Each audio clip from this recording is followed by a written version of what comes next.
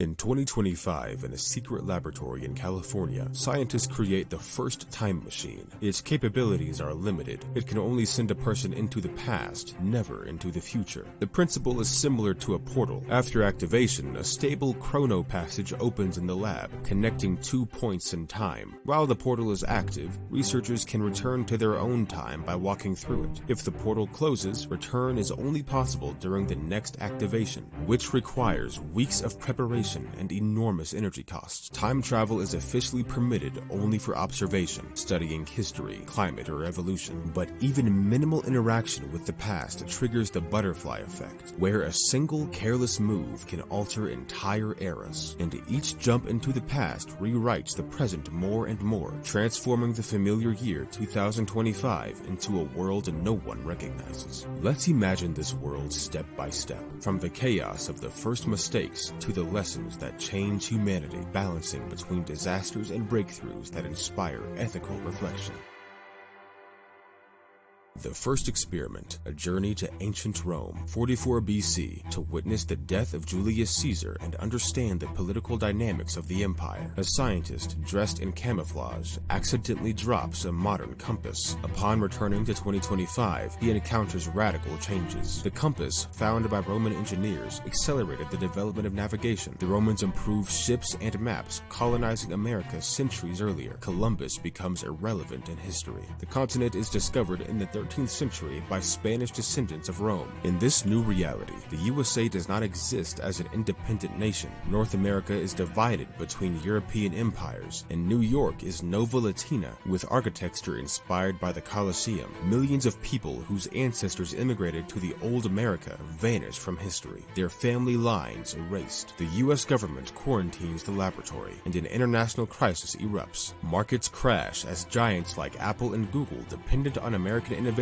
history, cease to exist. Economic consequences last for months. Resource shortages, diplomatic tensions with new empires, and the world learns to live with paradox refugees, people whose reality has changed. But not all missions end in disaster. The second experiment, inspired by the lessons of the first, is a success. A journey to the 19th century, to Louis Pasteur's laboratory, to study vaccine development. The scientist strictly follows protocols, avoids interaction, and brings back microbe samples for analysis. Upon returning, he discovers the key to treating modern superbugs. Data from the past helps create a universal vaccine against antibiotic-resistant infections. In 2025, pandemics like COVID-19 become rare. Infectious disease mortality drops by 70%. This sparks ethical debates. Should we risk paradoxes for such progress? The UN forms a committee where philosophers, scientists, and politicians debate. If we can prevent the Holocaust or Chernobyl, why not?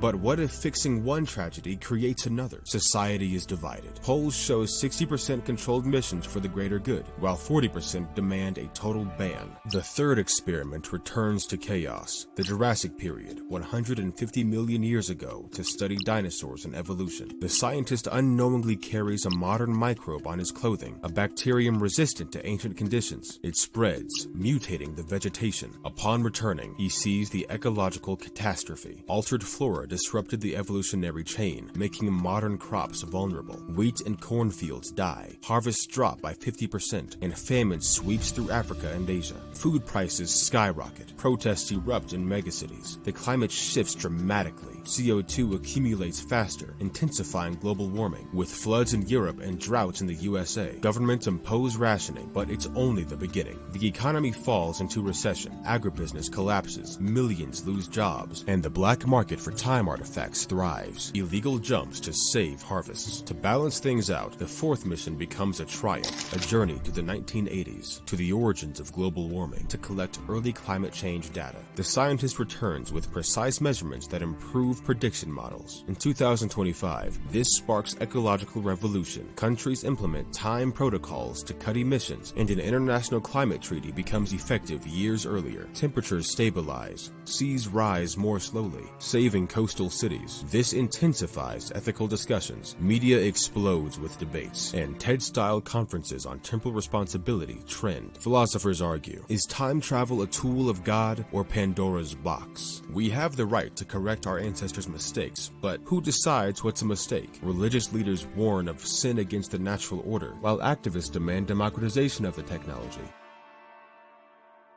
The Fifth Experiment, 1914, Sarajevo, to observe the First World War. The scientist accidentally saves a soldier. A simple bandage changes diplomacy. Upon returns, he finds nuclear escalation in the 1950s, Europe in ruins, the population reduced by 1 million. The world is divided into radioactive zones, and governments ban time travel. But paradoxes persist. Loops where scientists try to fix the damage create alternative timelines. Global consequences. The economy collapses as corporations vanish from existence, but successful missions spark innovations. New vaccines and climate technologies save billions. Politics changes. Temporal laws at the UN punish illegal jumps, but corruption lets the wealthy fix their personal past. Culture explodes. Films like Chronicle of Paradoxes become blockbusters. Music sings of the lost yesterday, and literature explores ethics. Education introduces time theory courses for specialists focusing on risks. A year later, the labs are closed, but the lessons remain. By 2030, the world stabilizes. The technology is destroyed and society becomes more cautious, taking fewer risks in science. Hope lies in breakthroughs. Knowledge from the past cures cancer and saves ecosystems. If you enjoyed this, like and comment. Which past would you want to visit?